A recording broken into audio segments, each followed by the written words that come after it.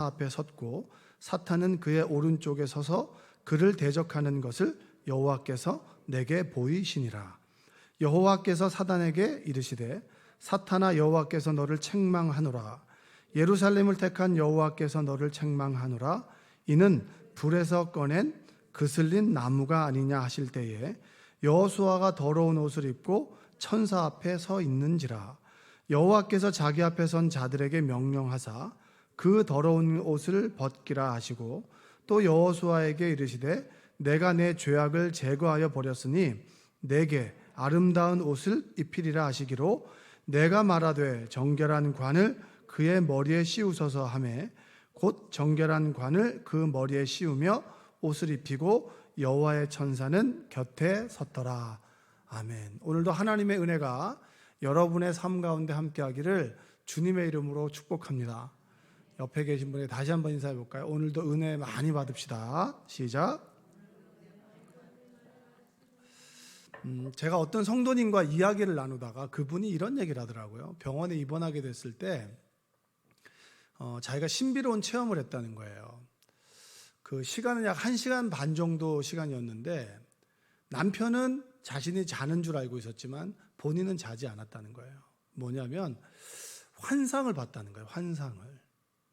주변에 환상 본 사람들 많아요. 환상 본 사람들이 보면 이제 그 치료받는 사람들도 많고 한데 우리 그리스도인들은 하나님께서 환상을 통해서 우리에게 말씀해 주시거든요. 근데 중요한 건 분별력이 없어서 문제인 거지 하나님은 정말 다양한 루트로 말씀해 주시는 거예요. 그 내용은 말씀해 주시지 않았는데 본인은 정말 하나님께서 이게 꿈인가 생신가 모르겠지만 뭔가를 보여주셨다는 거예요. 크고 은밀한 것을 보여주신 거겠죠. 근데 곁에 있는 병간호를 하는 남편은 자고 있었다는 거예요. 그러니까 남편에게 이런 이야기를 하니까 뭔 소리야, 당신은 자고 있었어? 나는 봤어. 여러분 환상으로 여러분에게 응답 주시는 그런 경험 있으세요? 환상 가운데. 저도 기도하는데 우리 그 둘째 그 병설 유치원을 놓고 기도했을 때 우리 아들하고 딸하고 같이 손잡고 학교를 들어가는 그런 그 환상을 보여주셨거든요. 근데 이제 유치원에 떨어졌어요. 그리고 추가 합격으로 붙어가지고 그 환상이 이루어졌는데 환상으로 말씀하시죠. 지나고 나면 그 환상이 진짜 꿈인지 환상인지 바로 알게 되는데 하나님께서도 우리에게 하나님의 사람들에게 환상을 통해서 말씀해 주셨어요. 그 대표적인 사람이 누구냐면 스가랴라고 하는 사람이에요. 이 스가랴라고 하는 책은 8개 환상으로 이제 이루어져 있습니다. 그래서 읽으면 이게 무슨 내용인지 잘 몰라요. 그래서 여러분들이 스가랴를 뭐 이렇게 읽고 감동을 받았다 뭐 이런 구절은 없고 주로 여러분들이 아는 몇 구절이 있을 겁니다. 스가랴는 여러분 이번에 이제 지난 주일날 목사님께서 학계를 말씀해 주셨잖아요. 학계의 배경과 똑같습니다. 그러니까 학계가 등장하고 난 다음에 2개월 후에 등장한 인물이 이 스가랴라고 하는 사람이에요. 스가랴는 이 이스라엘 민족들에게 위로와 희망의 메시지를 준 사람입니다. 여러분 위로받고 싶으시죠? 남몰래 눈물 흘리는 분 계세요? 아무도 몰라. 내가 눈물 흘리는 거 아무도 몰라. 그러나 하나님께서는 아십니다. 자기의 삶을 열심히 살아보려고 하지만 힘들고 어렵고 아프고 오늘 제가 잠깐 어머니를 모시고 이제 교회 오는데 뉴스를 들으니까 자영업자 비상대책위원회 위원장이 나와서 이제 인터뷰를 잠깐 하는 거예요. 자, 그분들의 이야기가 그거예요. 지금 계속 코로나가 지속되니까 보증금은 다 까먹고 그 다음에 지원받은 대출은 가게를 그만두는 그 즉시 일시 상환해야 되기 때문에 사람들은 정말 어찌할 줄 모른다는 거예요. 그래서 그 빚을 대물림하지 않기 위해서 극단적으로 스스로 목숨을 취하는 일들이 벌어지고 있다.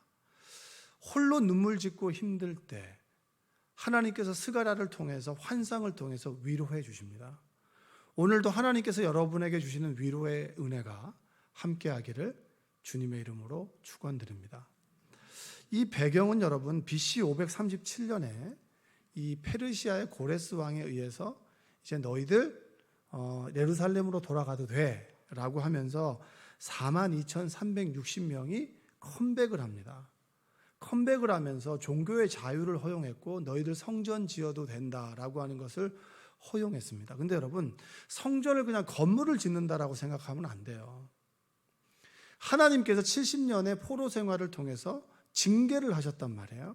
그 징계의 기준이 뭐냐면 시내산에서 이스라엘 민족에게 맺었던 언약입니다. 그 언약은 뭐냐면 너희들은 제사장의 나라가 될 것이다. 이 제사장은 뭡니까? 하나님과 인간 사이를 중보해주는, 연결해주는 역할을 하는 거잖아요. 그러니까 너희들이 하나님을 알면 너희들을 통해서 열방이, 다른 민족들이 하나님을 알게 될 것이다. 그래서 제사장 나라가 되고 그리고 거룩한 백성이 될 것이다. 그 거룩함의 기준이 뭐냐라고 했을 때 그 거룩함의 기준을 하나님께서 직접 볼판에 글로 새기셔서 말씀을 주셨죠. 그게 뭡니까? 십계명인 거예요. 그러면 제사장 나라와 거룩한 백성의 삶을 살아가는 그들의 모습이 하나님 보시기에 좋았느냐 좋지 않았느냐. 그래서 하나님은 하나님의 사람들을 통해서, 선지자를 통해서 너희들 그렇게 살면 안 되라고 깨우쳐 주셨죠. 징계하시고 채찍하시고 회개하면 다시 그들에게 은혜를 베풀어 주셨습니다. 그리고 극단적인 선택이 뭡니까? 마지막으로 북이스라엘과 남유다가 무너지고 70년의 징계의 시간이 있는 거죠. 그들은 끝났다. 나의 삶은 끝났고 나의 인생은 끝났다라고 여겼던 그 시기를 예레미야는 뭐라고 했습니까? 70년의 기한이 되면 돌아올 것이다. 돌아올 것이다. 그런 희망의 메시지를 전했단 말이에요. 그래서 70년이 끝난 하나님의 시간에 사람들이 42,360명이나 되는 사람들이 돌아왔어요. 돌아와서 하나님의 성전을 지었단 말이에요. 주초를 쌓았습니다. 근데 여러분 아시겠지만 63빌딩 기초하고 그리고 우리 교회 기초하고 규모의 차이가 있을까요? 없을까요? 크죠. 큰 건물, 큰 교회만 봤던 사람들은 작은 교회를 보면 되게 우습게 생각해요. 근데 그들이 쌓았던 기초가 솔로몬 성전에 비해서는 너무나 초라했거든요. 그래서 그 주초를 보고 우는 사람이 있었지만 그 솔로몬 성전 말고 우리 손으로 이렇게 정말 헌신과 모든 것을, 기득권을 버리고 이곳에 와서 성전을 짓는 것이 너무나 의미가 있으니까 우는 사람도 있었어요. 웃는 사람도 있었어요. 울음과 웃음이 함께 섞였던 그 현장이 바로 기초를 놓는 그런 상황이었습니다. 제가 이 상황을 여러분에게 제가 학계를 설교하면서 말씀을 드렸었어요. 3주 전에. 근데 여러분과 저는 다 망각의 은사가 있기 때문에 이렇게 들어도 새롭잖아요. 그래서 복음은 날마다 새롭다, 새롭지 않다? 따라서 날마다 새롭다. 여러분 기억하려고 하지 마세요. 기억하면 제가 힘들어요. 그러니까 기초를 쌓아놓고 보는데 너무 기쁘고 좋았습니다. 그런데 그 기존에 있었던 사람들이 나도 너희들과 함께하고 싶다. 안 된다. 너희들은 피가 섞였다. 이방인들과.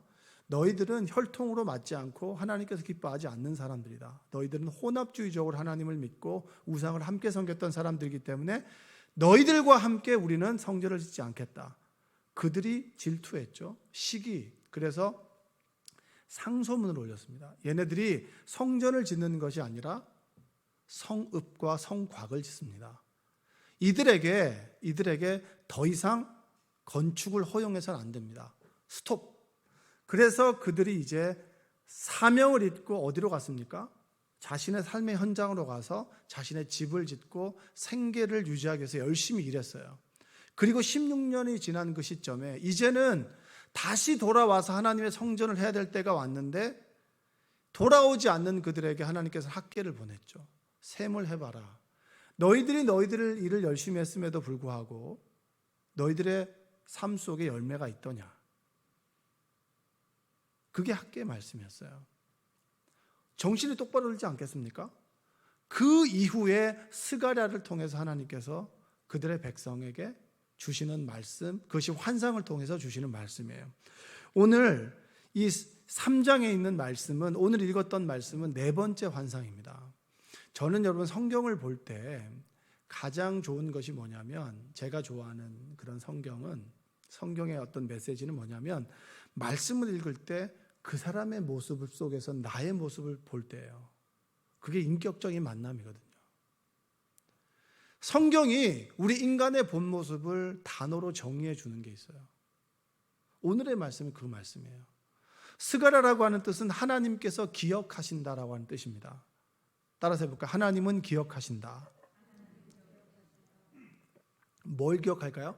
아브라함에게 맺었던 언약도 기억하고 다윗에게 주었던 언약도 기억하고 너희들이 70년 이후에 돌아올 것이라고 하는 언약도 기억하고 있다. 그리고 너희들이 모든 터전과 모든 수고로움과 눈물 그것을 가지고 기득권을 버리고 이곳에 돌아왔던 그 마음가짐 또한 내가 기억하고 있다. 지금은 물론 그 모습과 다르다 할지라도 처음 가졌던 너희들의 모습을 나는 기억하고 있다. 할렐루야.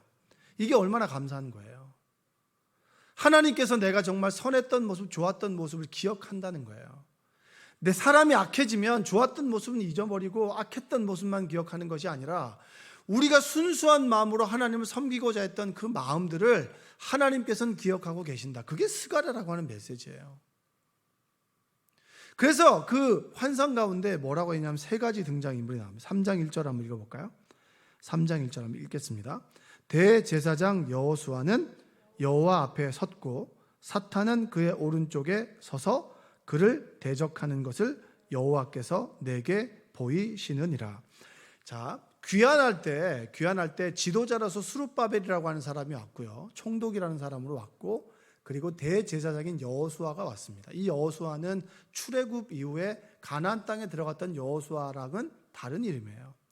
예수님하고도 똑같은 뜻이에요. 여호수아, 예수 똑같은 뜻이란 말이에요.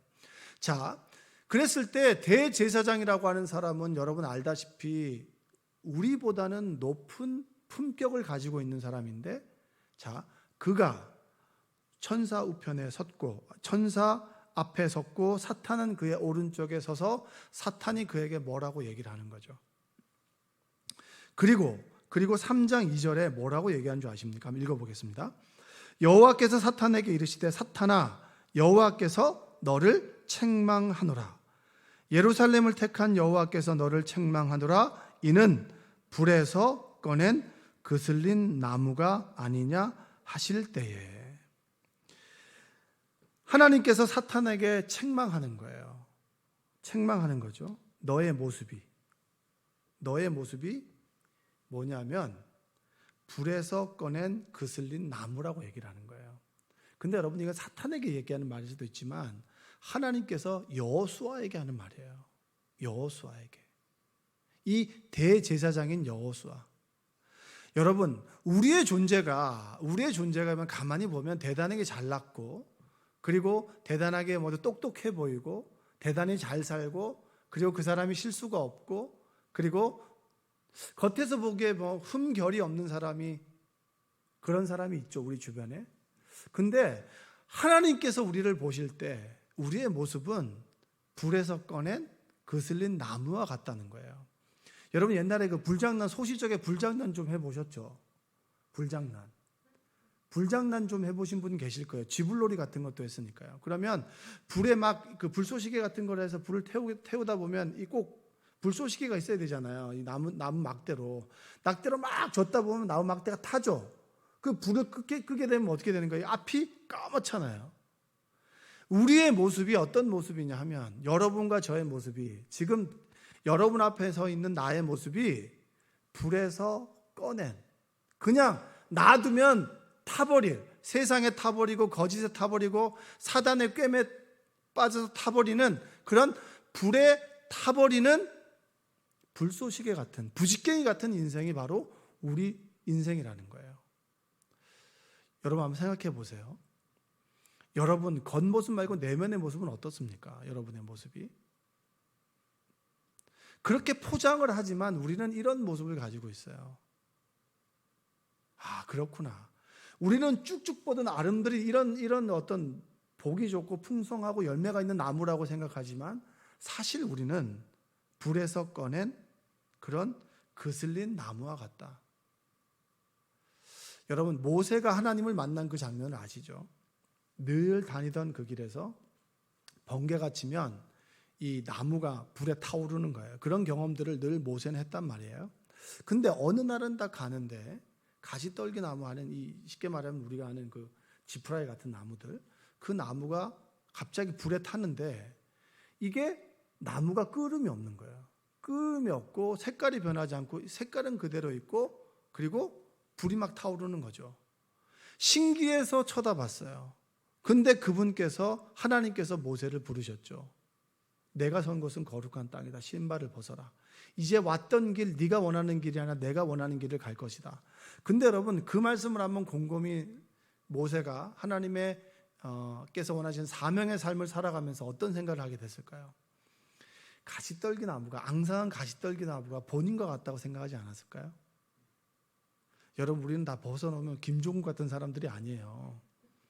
다 바싹 마르고 볼품없는 몸매를 가지고 있고 물론 그 중에는 이제 식스팩 있는 분도 계시겠지만 우리는 딱 벗겨놓으면 참 볼품없는 사람들입니다. 그런 그가 하나님 손에 붙들리게 됐을 때 하나님께서 우리의 인생에 불을 지르게 됐을 때 그는 타도 썩어지지 않는 타도 그름이 생기지 않는 인생이 될 것이다. 그게 바로 모세를 부르신 하나님 아니겠습니까? 여러분 우리는 하나님 없이는 그냥 불쏘시개일 뿐이에요. 까맣게 그을러서 볼품없는 사람들이 쳐다도 보지 않는 그런 인생은 우리를 불러주셨다는 거예요. 16년 동안 하나님의 성전 짓기를 멈춰있는 그들에게 스가랴가 얘기를 하는 거예요. 너희들의 모습이 뭔 줄 아니? 너희들의 모습은 불에 까맣게 그을린 그런 부직갱이와 같은 사람들이야. 근데 너희들이 하나님 나라에 쓰임받고 있지 않니? 얼마나 감사하냐는 거예요. 여러분과 제가 하나님 나라에 쓰임받게 되고 이곳에서 하나님을 예배할 수 있다라고 하는 것, 그것이 얼마나 감사한 건가요? 어제 사업장 예배를 드리는데 권사님이 그런 얘기를 하시더라고요. 가수 신영옥의 얘기를 하면서 신영옥과 조수미 씨가 이제 항상 라이벌이었는데 이 조수미 씨가 이제 하나님을 믿게 되면서 그가 했던 고백이 뭐냐? 하나님이 지으신 모든 자연 만물은 하나님을 찬양한다는 거예요. 개구리는 개구리 소리로, 그리고 귀뚜라미는 귀뚜라미 소리로, 지구가 돌면서 나는 소리, 모든 살아있는 생물들은 소리를 낸다는 거죠. 그 소리가 뭐냐? 하나님을 찬양한다는 거예요. 그들이 하나님을 찬양하는데 내가 어찌 하나님을 찬양하지 않을 수 있겠냐는 거예요. 불에서 타다가 꺼낸 나무, 그을린 나무와 같은 우리 인생을 부르셔서 우리를 자녀 삼아 주신 하나님 앞에 어떻게 우리가 하나님을 찬양하지 않을 수 있겠습니까? 어떤 선교사님이 아프리카로 선교를 하나 떠났습니다. 원주민들에게 복음을 전했죠.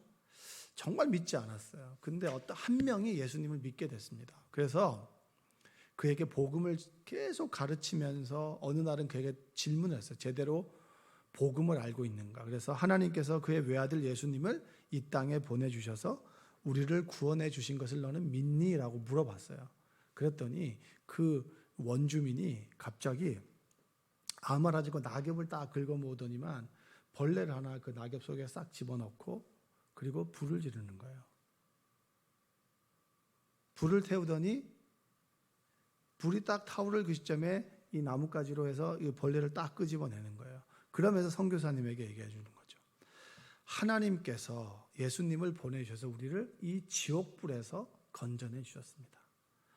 이 벌레와 같은 우리인데 우리를 건져내 주셨습니다. 할렐루야. 우리의 인생의 모습이 뭐냐? 우리의 본 모습이 뭐겠습니까? 오늘 스가랴는 너희들의 모습이 불에 타되 꺼멓게 그을린 그런 나뭇가지와 같다라는 거예요. 그런 우리를 하나님의 거룩한 믿음의 현장에 불러주셨다. 무엇을 두려워하니? 라고 하는 게 스가랴의 메시지 아니겠습니까? 한번 따라서 볼게요. 나는 불 속에서 건짐받은 나무 같은 사람입니다. 시작. 끊임없이 성경은 하나님의 말씀을 통해서 우리의 모습을 보여주는 거예요. 그럼 여러분 우리 이런 인생인데 누가 교만할 수 있겠어요? 뭘 좀 많이 가졌다고 으쓱할 수 있겠어요? 명예, 권력, 그게 뭐 중요하겠어요? 하나님 손에 붙들리지 않는다면 많이 갖고 있던 적게 갖고 있던 간에 그냥 불에 그을린 나무와 같은 인생인 거예요.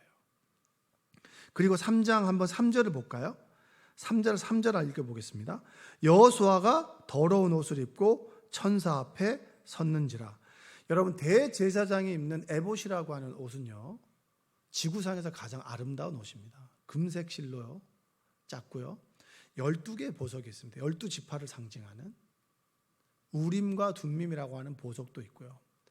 에봇이라고 하는 가장 화려하고 하나님 앞에 예배드릴 때 대제사장이 입는 옷, 가장 화려한 옷을 입고 섰는데 하는 얘기가 뭐예요?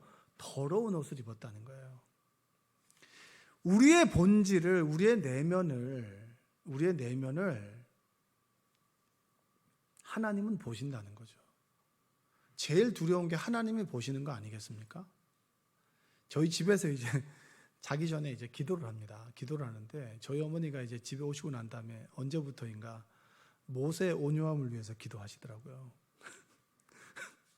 우리 박근진 목사님이 모세의 온유함을 좀 갖게 해달라고 맨날 애들한테 맨날 짜증만 내니까 어느새부턴가 모세의 온유함을 위해서 기도하시더라고요. 그래서 내가 얼마나 뜨끔뜨끔한지 모르겠어요. 여러분은 잘 모르시죠? 같이 사는 사람 다 아는 거예요. 근데 같이 사는 사람보다 그 마음의 생각의 중심을 하나님은 더 아시죠. 여러분, 그게 제일 두렵지 않습니까? 내가 어떤 식으로 위장을 해도 하나님께서 내 중심을 보신다는 거예요. 근데 여러분, 그것을 누가 옆에서 자꾸 꼰지르는지 아세요? 마귀가 한다는 거죠.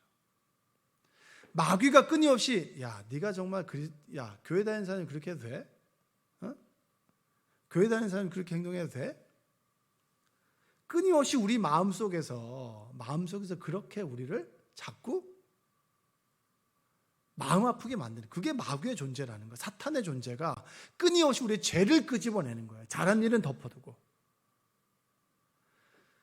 그때 우리가 어떤 존재이냐? 불에 탄 그슬린 나무와 같은 존재죠. 가장 아름다운 옷을 입지만 우리 내면에는 가장 추악한 것이 있는. 오늘 제가 치과를 갔습니다. 치과를 가서 치료를 했는데 치료가 잘못돼가지고 다시 치료를 하러 갔어요. 그러면 여러분, 요즘에 치과에서는 딱 누우면은 이 모니터에 누가 어떤 사진이 보입니까?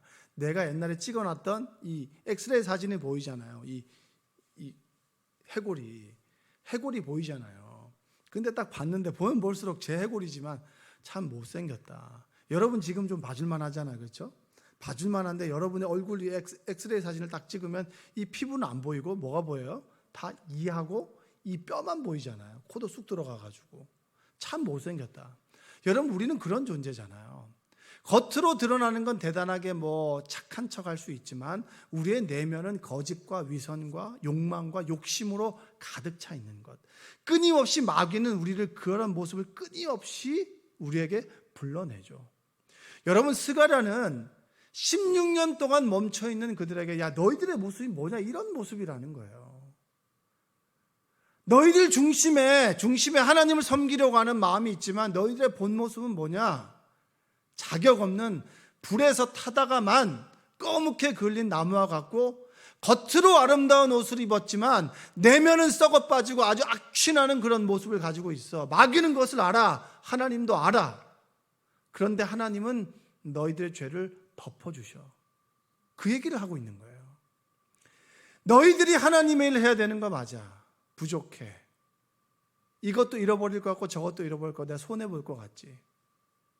그러나 하나님께서 너희들을 위로해 주시고 하나님께서 너희들 이 일을 해 나가실 거야. 내가 할 거야. 그리고 너희들의 허물은 내가 덮어줬어. 이 얘기를 지금 스가랴에서 하고 있는 겁니다. 자, 3장 4절과 5절 읽어볼까요? 3장 4절과 5절 읽겠습니다. 여호와께서 자기 앞에 선 자들에게 명령하사 그 더러운 것을 뭐하라? 벗기라 하시고, 또 여호수아에게 이르시되 내가 내 죄악을 제거하여 버렸으니 내게 아름다운 옷을 입히기라 하시기로. 하나님께서 뭐라고 하시죠? 옷을 벗기죠. 옷을 벗깁니다. 그리고 내 죄가를 제하여 주신다 했어요.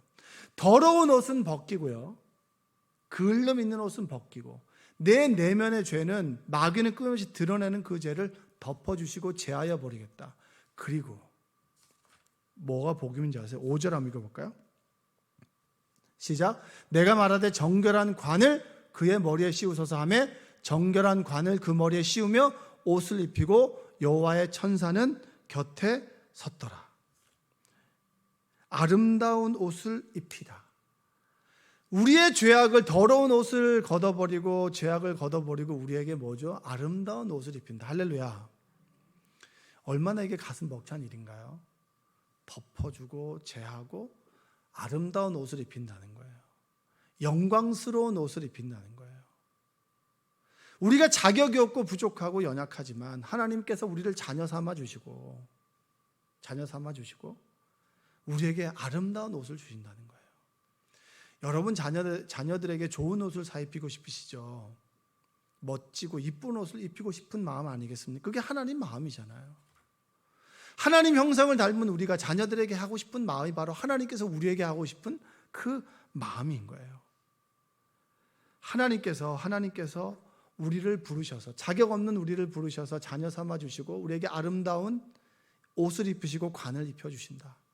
16년 동안 자신의 삶 속에서 멋진 집을 짓고 하나님의 성전을 멀리하는 그들을 하나님께서는 위로해 주시고, 너희들 그런 모습이지만 하나님께서 제하여 버리시고 영광스러운 옷을 입히실 거야.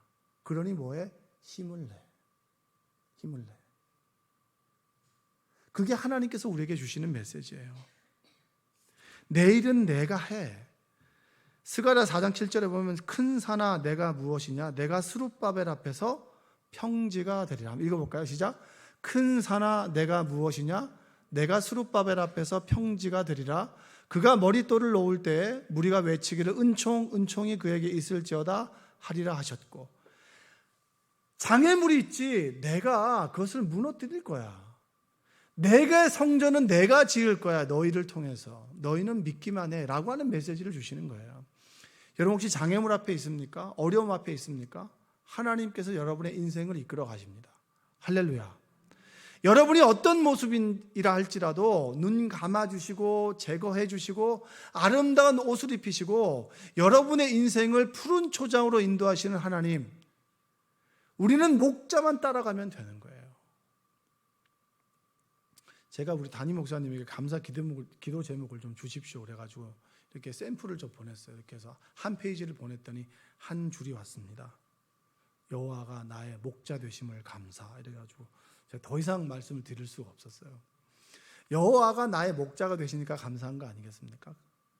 목자의 걱정은 목자가 하고요, 양은 목자를 따라가면 되는 거예요. 우리 인생에 힘든 것은 내가 목자가 되기 때문입니다. 목자는 주님이 되어야 하는데 걱정하는 그들을 부르셨어요. 여러분, 그들이 세웠던 성전이 그들을 통해서 이룹니다. 에스라 6장 15절에 보면 다리오 왕 제6년 아달월 3일에 성전 일을 끝내니라. 성전이 세워졌습니다. 세워졌는데 제가 학계를 얘기하면서 성전에 대한 이야기를 말씀드린다 그랬어요. 이스라엘 역사에는 3개의 성전이 있습니다. 몇 개 성전이 있다고요? 첫 번째는 솔로몬 성전이고요, 그 다음에 지금 지었던 스룹바벨 성전입니다. 그리고 세 번째는 헤롯 성전이에요. 첫 번째는 뭐라고요? 솔로몬. 두 번째는 스룹바벨이고 세 번째는 뭐라고요? 헤롯 성전이에요. 하나님께서 가장 사랑하셨고 가장 오랫동안 성전이 세워져 있고 유지되었던 성전이 어떤 성전이냐면 스룹바벨 성전이에요. 아이러니하죠. 가장 위용이 있는 성전을 따지라면 솔로몬 성전입니다. 근데 솔로몬 성전은 400년 만에 무너졌어요. 근데 이 스룹바벨 성전은 500년 이상 지속되었고 부분적으로 무너진 것을 헤롯이 유대인들의 환심을 사기 위해서 부분 개축해서 좀 더 넓혀서 그 성전을 그대로 사용합니다. 왜 그런 줄 아세요? 솔로몬 성전은, 여러분 성경에 보면 솔로몬 성전을 지었던 사람들이 총 18만 명입니다. 18만 명인데 그 중에서 15만 명은 노예들이에요. 노예들에 의해서 지어졌습니다. 강제 진집된 사람들 3만 명이 예루살렘, 그러니까 이스라엘 사람들이에요. 그 사람들이 관리자였던 거죠. 위용은 컸지만 그 속에는 눈물과 피와 땀이 없었어요. 근데 여러분, 이 스룹바벨 성전은 42,360명이나 되는 사람들이 모든 삶의 터전을 버리고 성전을 짓고자 와서 그들의 눈물과 땀과 그리고 부끄러운 모습이 다 담겨져 있는 것이 뭡니까? 그 스룹바벨 성전이에요. 그래서 하나님께서는 그 성전을 사랑하셔서 무너뜨리지 않으시고 헤롯 성전으로 개축되어서 헤롯 성전이 70년에 무너질 때까지, 정확하게 얘기하면 600년 정도가 쭉 이어졌던 거예요. 사람들이 볼 때 솔로몬의 성전에 비해서는 초라한 성전이라고 여겼지만, 여러분 여기서 복음이 뭔지 아십니까? 우리의 본 모습이 불에서 꺼낸 타담한 나뭇가지와 같고, 겉으로 아름다운 옷을 입었지만 속에는 시기와 질투와 마귀가 살고 있지만, 그럼에도 불구하고 걷어주시고 아름다운 옷을 입히셔서 자녀 삼아주셔서 너희들의 헌신과 땀을 통해서 하나님의 나라를 이루어 가시겠다는 거예요. 할렐루야. 얼마나 감사합니까? 우리가 뭐라고 하나님 나라에 우리를 사용하십니까? 우리가 뭐 대단하게 뭘 가지고 있다고 내가 다른 사람에게 유세를 떱니까? 여러분, 우리는 이런 존재인 거예요. 그러나 우리를 사용해서 찬양을 하게 하시고 말씀을 전하게 하시고 예배를 하게 하시고 내가 자그마한 삶의 현장에서 봉사하게 하시고 헌신하게 하시고 섬기게 하시고 가정에서 가장으로, 아내로, 자녀로 하나님의 자리에서 하나님을 높일 수 있도록 기회를 주시는 그 하나님, 그 하나님의 사랑 때문에 오늘도 우리는 하루를 살아갑니다. 할렐루야. 여러분, 코로나로 여러 가지로 힘들다라고 하죠. 그러나 힘든 가운데 하나님의 은혜는 더 크게 우리에게 다가오고 있습니다. 그 은혜를 회복하시는 은혜가 여러분에게 있기를 주님의 이름으로 축원드립니다.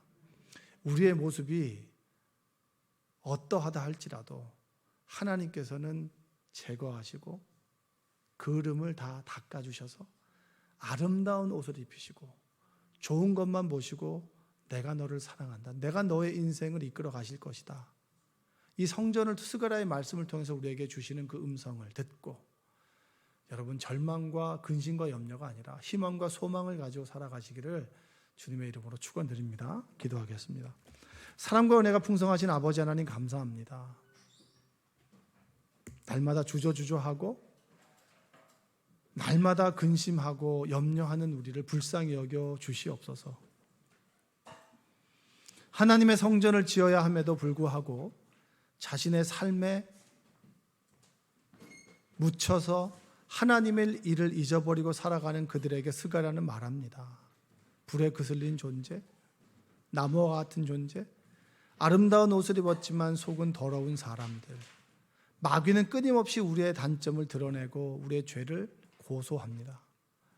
그러나 하나님께서는 마귀를 쫓으시고 그리고 더러운 것을 제하시고 우리에게 영광스러운 옷을 입히시겠다고 말씀하셨습니다.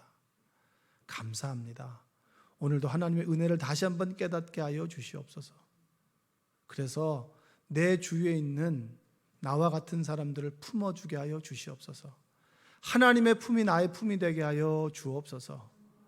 오늘도 찬양하고 기도할 때 우리에게 위로와 소망을 주시고 근심과 염려가 사라지고 기쁨과 감사가 넘치도록 인도하여 주시옵소서. 예수님의 이름으로 기도합니다. 아멘. 우리 이 시간에